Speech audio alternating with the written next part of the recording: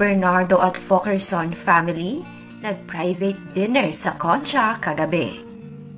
Trending ang mall show ng Kathden sa Soledad kahapon para sa promotion sa pelikulang Hello, Love Again.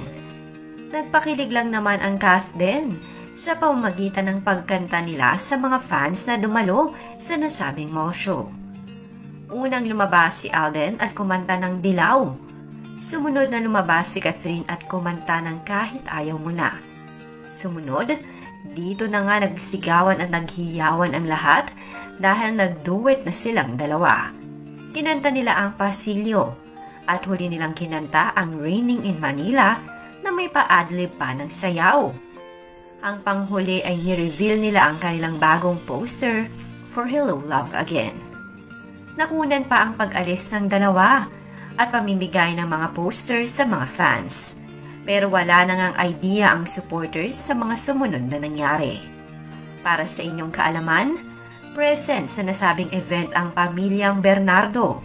Naroon sina Mami Min, Ate Tin, Baby Q at Lexine. Maging ang asawa ni Ate Tin ay naroon din. Present din sa event ang Fokerson family. Nandoon si Daddy Bay at ang dalawang kapatid ni Alden na babae. At alam niyo ba na nangyari rin kahapon ang ibinalita ko sa inyo noon na pinakahihintay natin? Nagkaroon ng private dinner ang Bernardo at Fokerson family sa Concha na pagmamay-ari mismo ni Alden Richards. Kahit pa sabihin na private, ay may nakatakas at nakapagpa-video kagabi sa kanilang kaganapan. Nakunan pa nga sa video ang paglabas nila sa restaurant na buhat-buhat ni Alden si Baby Q. At nakunan sa video si Mami Min, Lexine at Ate Tin. Kaya naman ito na nga ang pagkakataon na nagkaroon ng bonding ang Bernardo at Fokerson family. At mukhang mauulit pa nga ito sa mga susunod pa na mall shows at mas lalo pang magkakalapit ang kanilang mga pamilya. Na-videohan din ang pagyayakapan ni Catherine at Alden bago pa man sila sumakay sa kani-kanilang mga sasakyan. Hinatid muna ni Alden si Catherine sa van at saka na sila nagyakapan.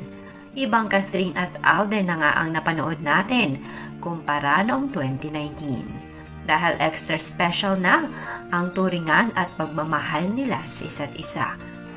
At hindi lamang sa isa't isa, maging sa kanilang mga pamilya.